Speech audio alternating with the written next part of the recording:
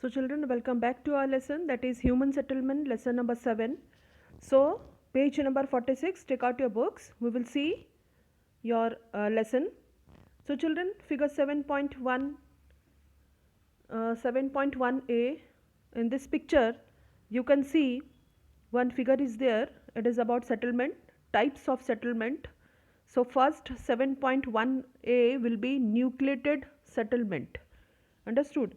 So I will tell you what is nucleated settlement or what is dispersed settlement. So first we will see that what is the pattern of human settlement in our country. Children, there are two types of settlement. Already we know that rural settlement and urban settlement. Children, rural settlement means the places, the population is mostly concentrated in the rural area. That means the people, they have settled near the places of availability of resources, and in the due course they have settled in the view of for the view of agriculture, animal husbandry, etc. And in India mostly the settlement is in rural areas. Understood? Because already we know that maximum population of our country, they are in primary occupation, that is agriculture. So see the geographical explanation. In India we can see a variety of settlement pattern given the variety of climatic factors, availability of water, slope of the land and level of development. Nucleated settlements are found throughout the plateau region of Narmada Valley, paddy lands in Bihar, UP, Vindhya Plateau and several other cultivated parts of India. On the other hand, dispersed settlements are found in tribal parts covering central part of India, eastern and southern Rajasthan, Himalayan slope land with dissected and uneven topography.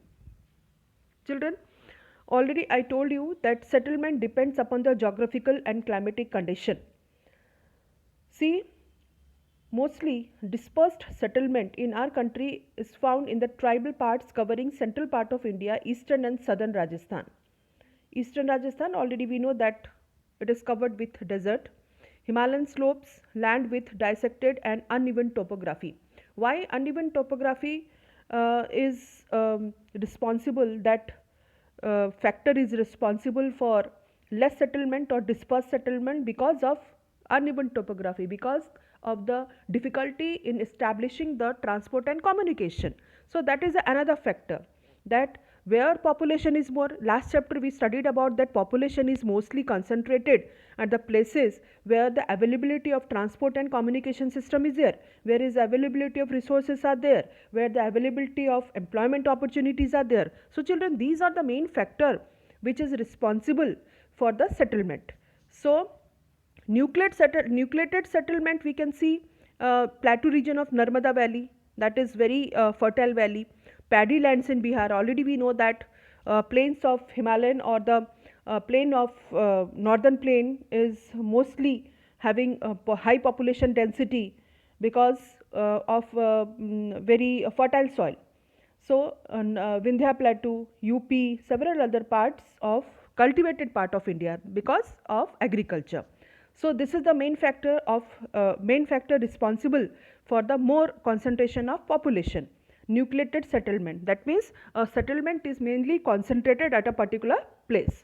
And dispersed means already we know that is scattered, that is here and there. It is not even that per square kilometer persons are less. Understood? So that is the main factor, that is geographical and topographic factor. So that is the different two types of settlement, that is nucleated settlement, underlines this line, nucleated settlement and dispersed settlement. So these are the factor which is responsible for the main growth of main factor which is responsible for the concentration of population at a particular place. So right side activities is given, you are supposed to do by yourself. Understood? So that question is whether settlements shown in figure 7.1 is urban or rural. So you know the what are the factor which is responsible for what are the factors which is there for urban and rural population. Understood? Now we will see Yes, children, another factor, amenities. Mostly population is concentrated at the place where the amenities are available. What do you mean by amenities? Amenities means uh, facilities. So facilities or opportunities, it is very important for settlement.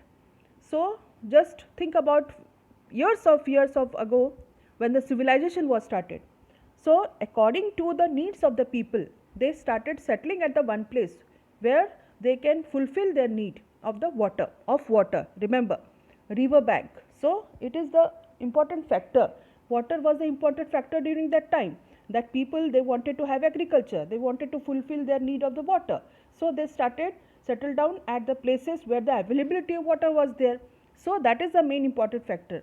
Now today's time, if we'll take the today's time, that availability of various types of amenities and facilities, that is the main factor for which various settlements, they are concentrated at a particular place. Understood?